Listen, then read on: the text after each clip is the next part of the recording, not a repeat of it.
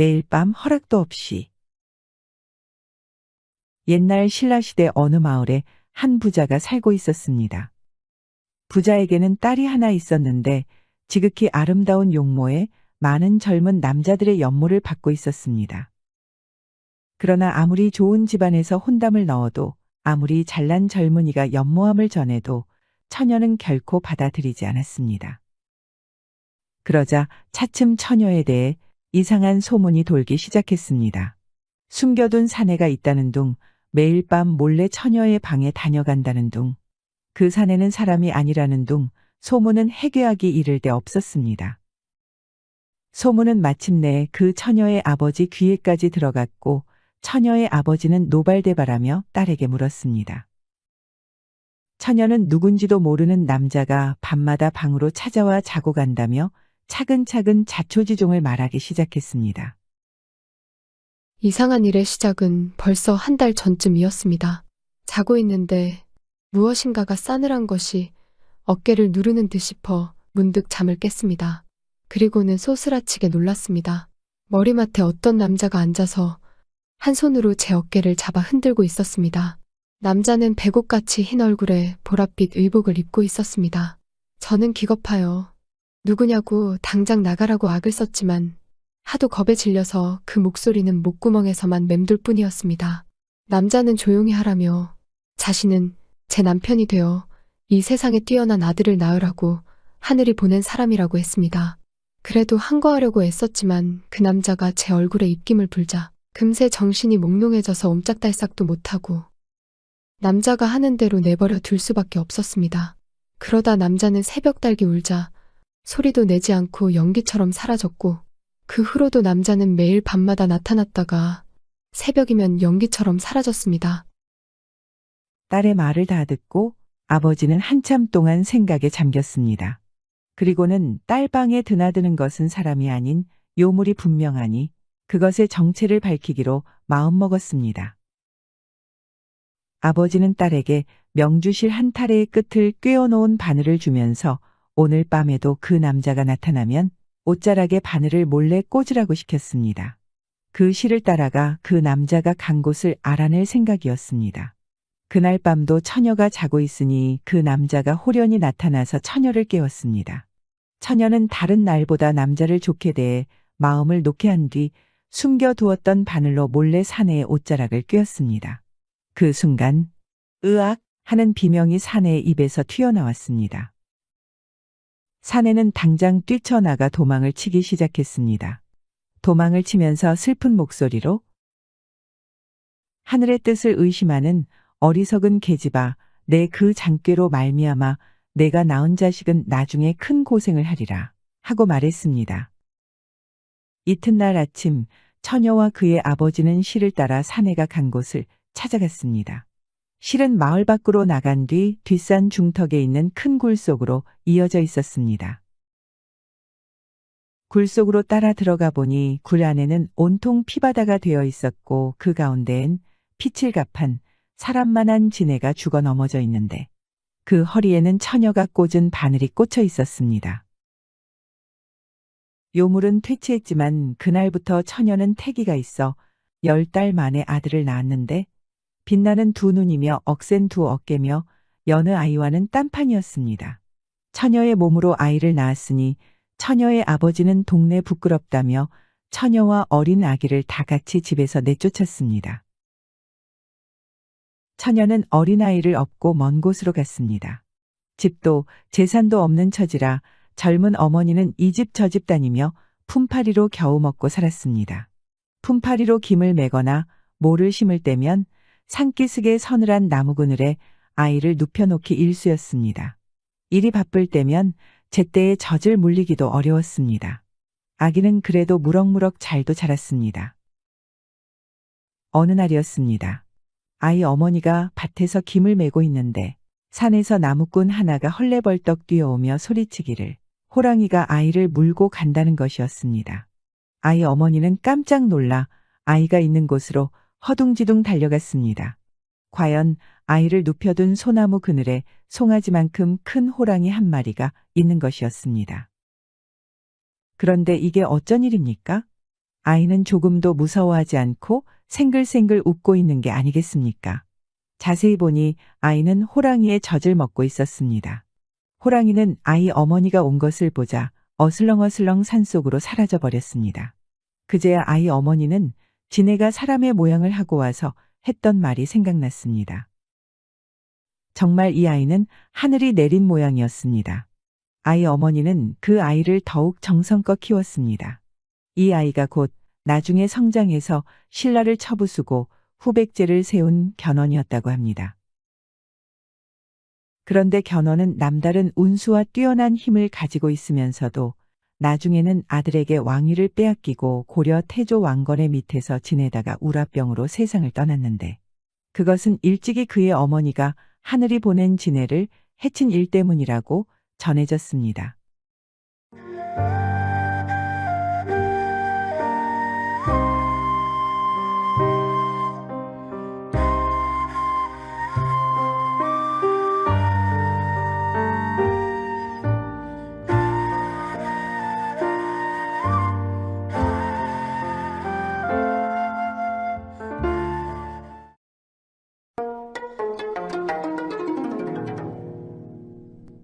무덤에 부채질하는 여인.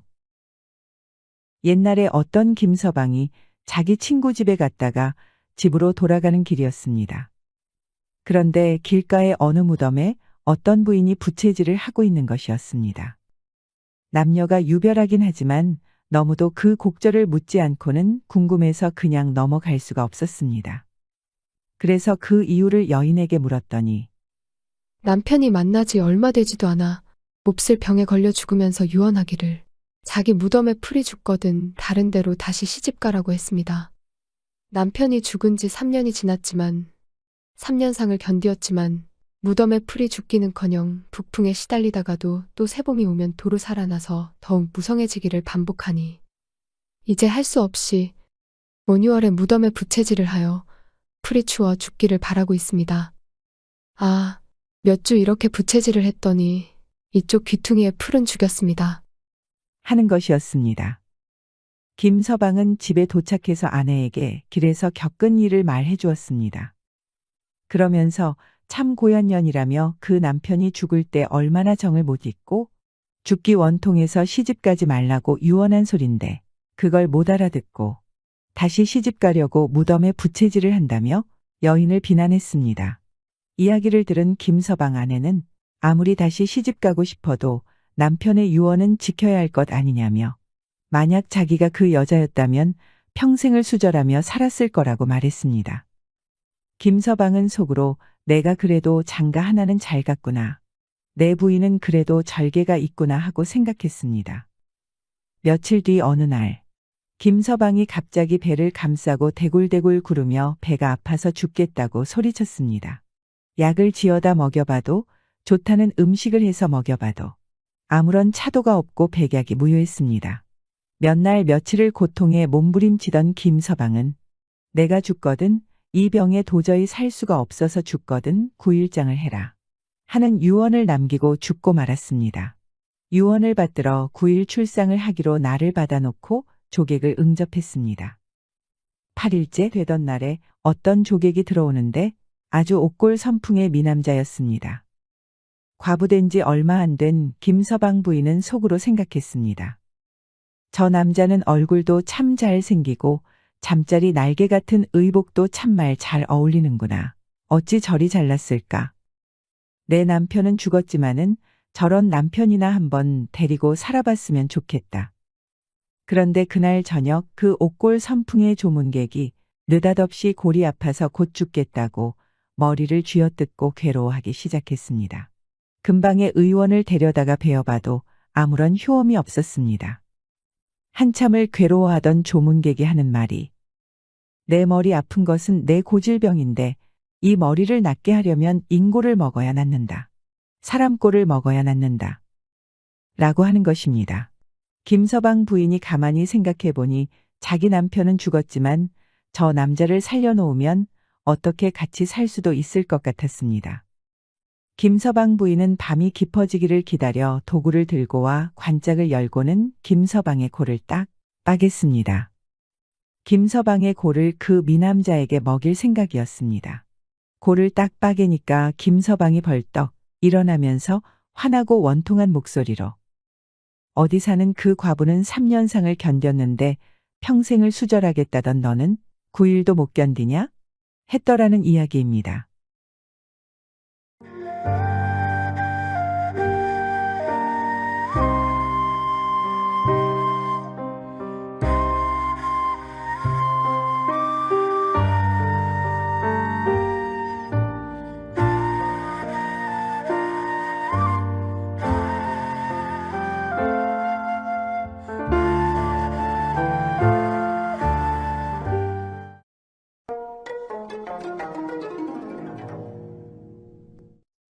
사랑방 손님과 과부네.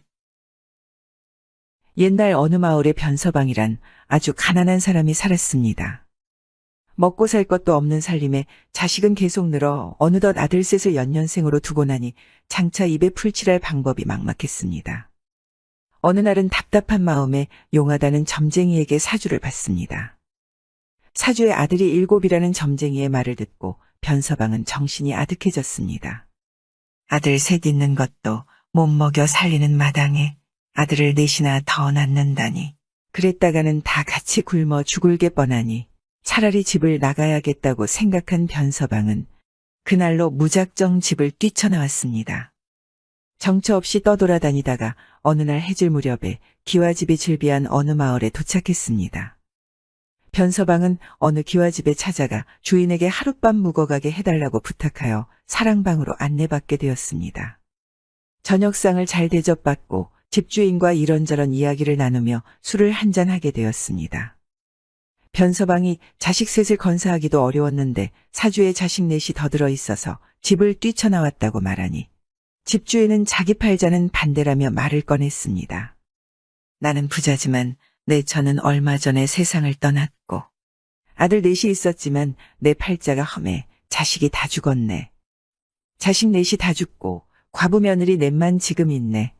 나는 자식도 손자도 없어서 이제는 대가 끊길 상황이니 내가 죽어도 조상님 뵐 면목이 없네. 하고 신세 타령을 하는 것이었습니다.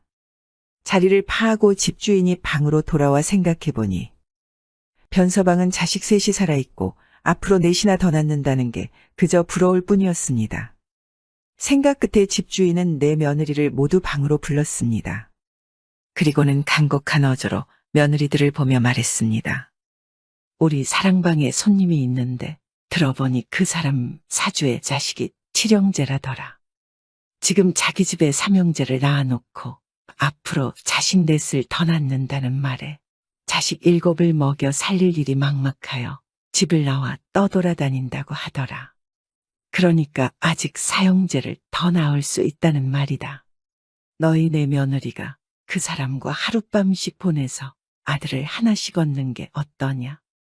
우리 집 자손이 끊기지 않게 너희가 노력해다오. 하고 시아버지가 말했습니다. 며느리들은 시아버지의 간곡한 부탁에 어쩔 수 없이 그러겠다고 대답했습니다. 집주인은 변서방에게 사정을 얘기하고 씨를 나누어 주면 재산까지 얼마만큼 떼어주겠다고 약속했습니다. 변서방은 자신이 떠돌아다니게 된 고민까지 해결하고 재산까지 생기니 거절할 이유가 없었습니다. 변서방은 큰 며느리부터 순서대로 하룻밤씩 동침하였고 며칠이 지나 막내 며느리와의 합방까지 마무리 지었습니다. 그런데 막내 며느리가 말했습니다.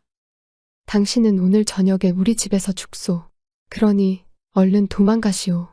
집 뒤에 대나무 밭으로 숨어들어 도망가면 쉽게 잡히지 않을 것이오. 과연 변서방이 가만히 생각해보니 내 며느리와 동침한 자기를 집주인이 가만두지 않을 것 같았습니다. 죽여서 입막음을 할 것 같았습니다. 큰일 났다 싶은 변서방은 그 길로 뒤도 돌아보지 않고 집 뒷담을 넘어 대나무 밭을 지나 멀리 달아났습니다. 정처 없이 여기저기를 떠돌던 변서방은 3년 만에 내과부와의 일이 있었던 마을 근방을 지나게 되었습니다. 마침 그 집 생각이 나서 어떤 사람에게 물으니 노인은 죽은 지 몇 년 됐고 며느리들이 아들을 하나씩 낳아 키우고 있다는 것이었습니다. 변서방은 그 집을 다시 찾아갔습니다. 과연 내 과부와 내 아들이 반갑게 맞아주었습니다. 결국에는 본처와 그 사이 아들 셋까지 모두 불러서 다 같이 행복하게 살았다고 합니다. 자손이 끊어질 무렵 나그네를 맞아들여 과부가 된 내 며느리와 동침하게 함으로써 조상들이 대를 잇기 위해 얼마나 애썼던가를 느끼게 하는 이야기입니다.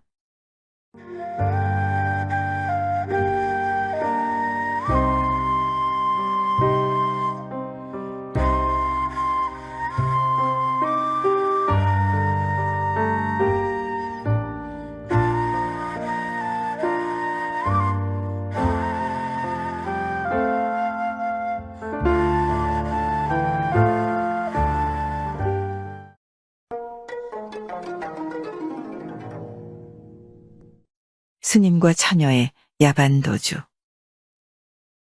옛날 신라시대 강릉지방에 조신이라는 승려가 살았습니다. 조신은 강원도 명주군 태수 김은의 딸을 마음속 깊이 사모하고 있었습니다. 조신은 관세음보살에게 김씨 낭자와 맺어지게 해주십사 하고 간절히 기도했습니다. 하지만 그녀는 결국 다른 사람과 정혼하고 말았습니다. 소문을 들은 조신은 한밤중에 법당에서 관세음보살을 원망하며 눈물을 흘리고 있었습니다. 그런데 이게 웬일입니까? 법당 문이 열리며 꿈에도 바라던 낭자가 들어오는 것이었습니다. 김씨 낭자 또한 부모가 정한 혼처가 마음에 들지 않았는데 우연히 만난 조신에게 연정을 품고 과감히 집을 나온 것이었습니다. 그리하여 두 사람은 그대로 야반도주하여 부부의 연을 맺고 가정을 일구었습니다. 두 남녀는 50년간 같이 살면서 자식들 5명을 낳았는데 그 살림은 찢어지게 가난했습니다. 나중에는 집도 절도 없이 온 가족이 함께 떠돌이 생활을 하며 10년째 문전걸식을 하다가 15살 된 큰아이가 굶주림을 견디지 못하고 죽자 부부는 대성통곡을 하며 시신을 길 옆에 묻었습니다. 계속되는 구걸 생활에 조신과 그 아내는 더 늙고 약해지고 병들었습니다. 어느 날 10살 된 딸이 마을에서 구걸을 하다가 개에게 발목을 물려 울면서 움막으로 돌아왔습니다. 부부는 가슴이 메어지는 듯하여 눈물을 흘렸습니다. 그날 저녁 아내가 침중하게 말을 꺼냈습니다. 우리가 처음 만났을 때는 서로 아름답고 젊었으며 의복도 깨끗했지요. 그리고 사랑도 두터워서 헝겊 하나로 밥 한 그릇으로 나누어 먹으면서도 부족함이 없었지요. 그때부터 함께 살아온 세월이 벌써 50년이니 참으로 깊은 인연입니다. 그러나 약해지고 병은 깊어가는데 마땅히 추위조차 피할 곳 없고 구걸을 하려고 해도 집집이 문을 굳게 닫고 받아들이지 않으며 아이들이 이런 험한 꼴을 당해도 돌보지 못하는데 언제 부부의 즐거움을 즐길 수 있을까요? 홍안의 미소는 풀 위에 이슬처럼 사라지고 난초처럼 향기로운 언약도 광풍 앞에 흔들리는 버들가지 같을 뿐입니다. 이제 생각해보니 예전의 기쁨이 바로 근심의 뿌리였습니다. 다 함께 굶어 죽기보다는 서로 헤어져 상대방을 그리워함만 못할 것입니다. 좋다고 취하고 나쁘다고 버림은 사람 마음에 차마 할 짓이 못 되지만 인연은 사람의 힘으로 어찌할 수 있는 것이 아니요. 헤어지고 만남에도 명이 따르는 것이지요. 바라건대 이제 헤어집시다. 이 말을 들은 조신도 좋은 생각인 것 같았습니다. 그리고 마음 한편의 기쁜 마음도 생겨났습니다. 아무래도 힘들게 살아오면서 서로 사랑하는 마음이 이미 사라져 버린 듯 했습니다. 부부는 각자 아이들을 둘씩 데리고 헤어지기로 했습니다. 두 사람이 마지막 인사를 하려는데 조신이 잠에서 깨어났습니다. 이제까지는 생시가 아니라 기나긴 한바탕 꿈이었던 것입니다. 관세음보살상 앞의 촛불은 여전히 깜박이고 있었고 문 밖에는 새벽빛이 희뿌옇게 밝아오고 있었습니다. 조신의 머리카락과 수염은 어느새 새하얗게 새어 있었습니다. 마치 한평생의 희로애락을 모두 겪은 듯 세상사의 뜻이 사라지고 관심이 없어진 걸 느꼈습니다. 관세음보살상의 미소가 한없이 자비로워 보였습니다.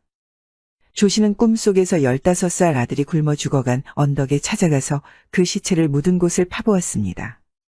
그랬더니 그곳에서 돌미륵이 나왔습니다. 조씨는 미륵상을 물에 씻어 가까운 절에 봉안하고 다시는 인세의 뜻을 두지 않고 불도에만 전념했다고 합니다.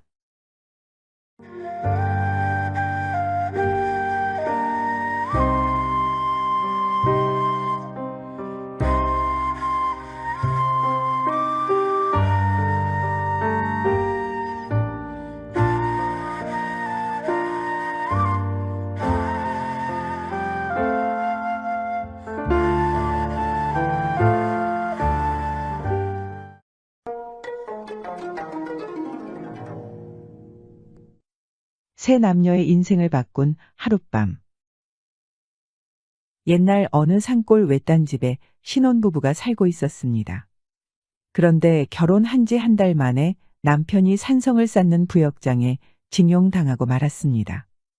험준한 산과 계곡을 이어가며 성을 쌓는 산성공사는 수많은 인명사고가 뒤따랐고 굶주림과 병마로 죽어가는 인부들도 많았기에 일단 산성을 쌓는 부역장에 끌려가면 살아서 돌아올 가능성이 없다는 소문이 파다했습니다. 겨우 남편의 안부 정도만 인편을 통해서 알 수 있었고 아내는 외롭게 독수공방하며 살고 있었습니다. 하루는 어느 나그네가 이 외딴 집의 문을 두드렸습니다. 근처에 인가라고는 이 집밖에 없어서 헛간이라도 좋으니 하룻밤만 묵어가게 해달라는 나그네의 간절한 부탁에 여인은 나그네에게 저녁 식사를 차려주고 잠자리를 내주었습니다. 나그네가 외딴 집에 여인 혼자 사는 연유를 물어오길래 여인은 남편이 부역 가게 된 그동안의 사정을 말해주었습니다. 그러자 나그네는 돌아오기 어려운 남편을 위해 정조를 지킨들 아무도 알아주지 않으니 젊음을 즐기고 자신과 함께 도망가서 살자며 노골적으로 수작을 걸어오기 시작했습니다. 여인이 안 되는 일이라며 고개를 흔들자 나그네는 힘을 앞세워 여인에게 달려들었고 깊은 야밤에 인적도 없는 외딴 집에서 여인 혼자서 절개를 지키겠다고 저항한다고 해도 소용없는 일이었습니다. 여인은 일단 사내의 뜻을 받아들여 몸을 허락하겠다고 말한 뒤 한 가지 조건을 걸었습니다. 남편에게 마지막으로 새 옷을 한 벌 보내고 싶소. 당신이 옷을 남편에게 전하고 잘 받았다는 답장을 받아오면 평생을 함께 하겠소이다. 나그네는 흔쾌히 약속을 하고 여인과 하룻밤을 보냈습니다. 다음 날 아침 나그네는 옷가지를 받아들고 부역장으로 향했습니다. 간밤에 이를 떠올리며 하루라도 빨리 심부름을 마치고 와서 아름다운 여인과 평생을 함께 해야겠다는 마음으로 부지런히 걸었습니다. 보름을 넘게 걸어 부역장에 도착한 나그네는 감독하는 관리에게 남편의 면회를 신청했습니다. 부역장에는 한 사람이 나오려면 그를 대신해서 다른 사람이 들어가 있어야 한다는 규정이 있었습니다.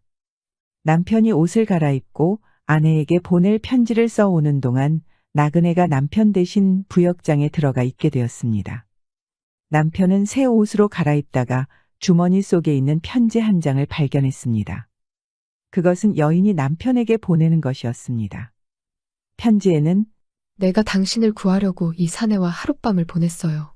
이런 연유로 외간 남자와 하룻밤 같이 자게 된 것을 두고 평생 허물하지 않겠다면 이 옷을 갈아입고 집으로 돌아오시고 용서되지 않으시면 그곳에서 계속 일하세요. 하고 써 있었습니다. 남편은 나그네를 부역장에 대신 남겨두고 고향으로 돌아와 아내와 행복하게 잘 살았다고 합니다. 부역장에 남편 대신 남겨진 나그네는 하룻밤을 자고서 만리장성을 쌓는구나 하는 말을 시시때때로 하며 평생을 부역장에서 보내야 했다고 합니다. 하룻밤에 만리장성을 쌓는다는 말의 원뜻은 우리가 알고 있던 남녀상열지사가 아니라 과욕을 경계하라는 뜻이었나 봅니다.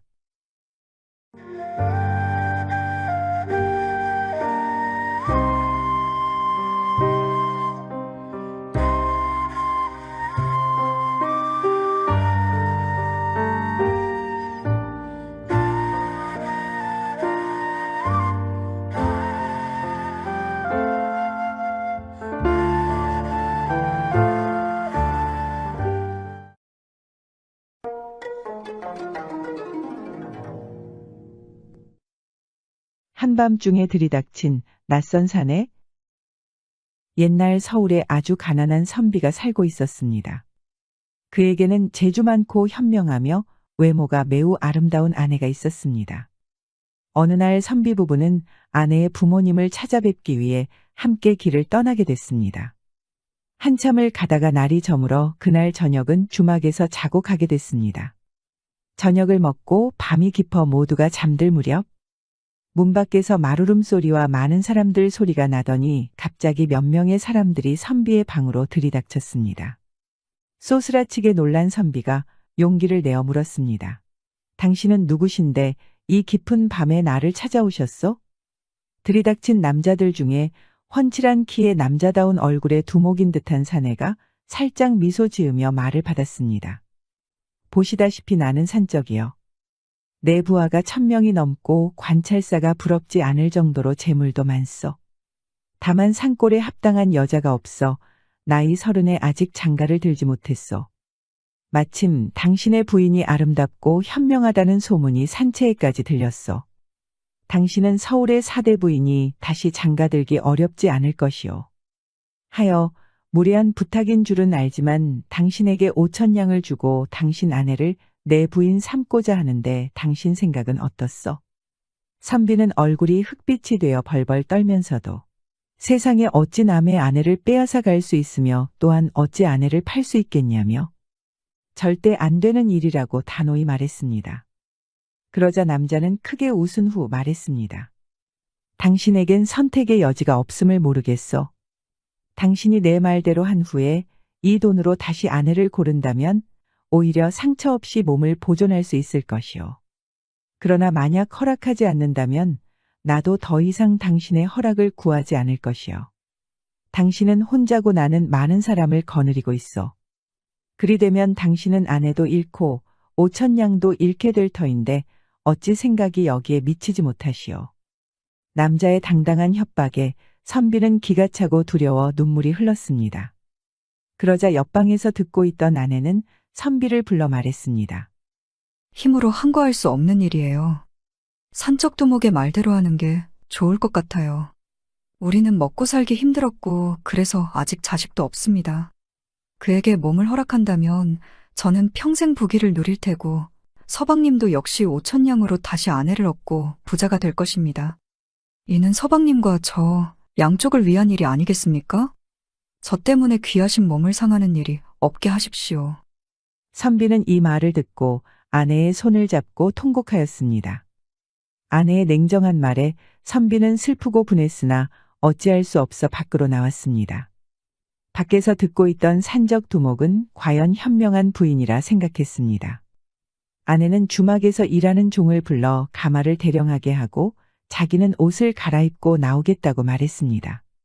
조금 있다가 아내는 장옷을 뒤집어 쓰고 방에서 나와 선비에게 눈길 한 번 주지 않고 가마에 올라탔습니다. 넋이 나간 사람처럼 멍하니 서 있는 선비의 발치에 산적두목은 5,000냥을 던져 놓았습니다. 곧이어 산적들은 가마를 떠매고 떠났습니다.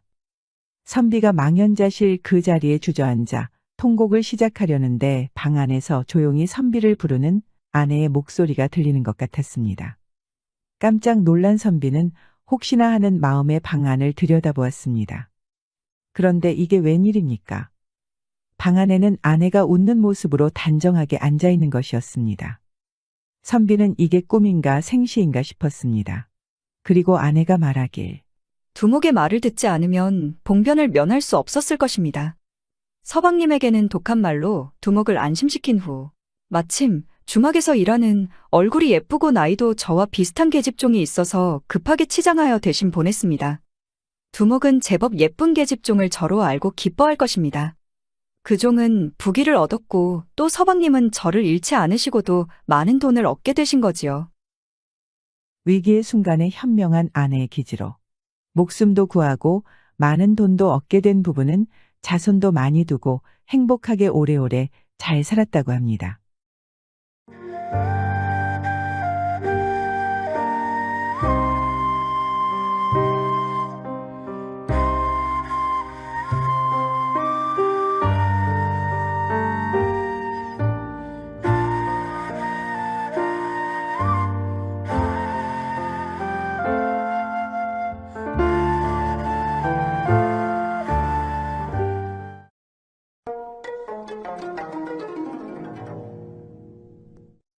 스님과 처녀의 어긋난 소원. 옛날 영축산 어느 절에 외진 남자에서 젊고 건장한 스님이 홀로 불경을 공부하고 있었습니다. 젊은 스님은 장차 가장 크고 훌륭한 스님이 되는 것이 소원이었습니다. 스님은 아침 저녁으로 예불을 통해 자신의 염원이 부처님께 닿기를 기도하면서 수행을 게을리하지 않았습니다. 아직 산기슭 군데군데에 잔설이 남아있던 어느 봄날 저녁이었습니다. 스님은 여느 날과 다름없이 예불을 마치고 책상 앞에 단정히 앉아 경을 읽고 있었습니다. 문 밖에서 문득 인기척이 나는가 싶더니 사람을 찾는 소리가 들렸습니다. 계십니까? 문을 열어보니 웬 아름다운 처녀가 바구니를 든 채 서 있는 것이었습니다. 소녀는 친구들과 나물 캐러 나왔다가 그만 길을 잃었습니다. 이리저리 헤매면서 길을 찾아보았으나 도무지 알 수 없었어요. 날은 저물고 갈 길이 막막하던 차에 불빛을 보고 반가운 마음에 단숨에 달려왔습니다. 어려우시더라도 하룻밤 묵어가도록 허락하여 주시면 그 은혜 잊지 않겠습니다. 남녀가 유별하고 방이라고는 하나밖에 없었지만 소녀의 간곡한 청을 들은 스님은 어두운 산길의 처녀를 혼자 돌려보낼 수 없다고 생각했습니다. 난처하긴 했지만 단칸방의 아랫목을 처녀에게 내준 스님은 윗목에 정좌한 채 경전을 읽었습니다. 아름다운 처녀의 존재감을 잊으려 스님의 독경은 밤이 꼬박 새우도록 계속되었습니다. 고요한 산중에 울려 퍼지는 그 음성은 마치 신비경으로 인도하는 듯 처녀를 사로잡았습니다. 처녀는 그날부터 스님에게 연정을 품게 되었습니다. 거의 뜬 눈으로 밤을 지새운 처녀는 날이 밝자 집으로 돌아왔으나 마음은 늘 암자의 젊은 스님에게 가 있었습니다. 연정을 품게 된 것은 처녀만이 아니었습니다. 스님 또한 경전을 봐도 예불을 드려도 자신의 암자로 찾아들었던 아리따운 처녀의 모습이 머릿속에서 떠나지 않았습니다. 처녀와 나누었던 몇 마디의 대화가 계속 귓가에 맴돌았습니다. 그럴수록 스님은 더욱더 수행에 매진했습니다. 처녀가 스님을 사모하는 정은 날이 갈수록 깊어만 가 마침내 처녀는 병을 얻게 되었고 백약이 무효한 채 점점 야위어만 갔습니다. 처녀의 어머니는 그 모습을 계속 두고 볼 수 없어 눈물로 하소연하며 딸에게 원인을 물으니 처녀는 지난날 만났던 젊은 스님 이야기를 숨김없이 고백했습니다. 사연을 들은 부모는 자식의 생명을 건지기 위해 암자의 젊은 스님을 찾아갔습니다. 상사병에 걸린 딸이 곧 죽게 생겼으니 제발 딸과 혼인해달라고 애원했습니다. 그러나 스님도 품은 뜻이 있어 지금까지 어려운 수행을 마다하지 않고 정진해왔습니다. 눈을 감으면 아름다운 처녀의 모습이 아직도 선하지만 그렇다고 여기서 자신의 품은 뜻을 꺾고 처녀와 결혼할 수는 없었습니다. 결혼까지는 아니더라도 처녀에게 얼굴이라도 한번 보여주라는 부탁마저도 스님은 단호하게 거절했습니다. 처녀를 다시 만나면 자신의 불신마저도 무너져 버리고 처녀와 함께 살고 싶을 것 같았습니다. 제발 처녀가 혼자 이겨낼 수 있기만을 바랐습니다. 그러나 그 후 얼마 안 가서 처녀는 병이 깊어져 죽게 되었습니다. 그 소식을 들은 스님은 눈물을 흘리며 처녀의 극락왕생을 위해 부처님께 빌고 또 빌었습니다. 시간이 흘러 여러 해가 지나길 여러 번. 스님은 계속 정진하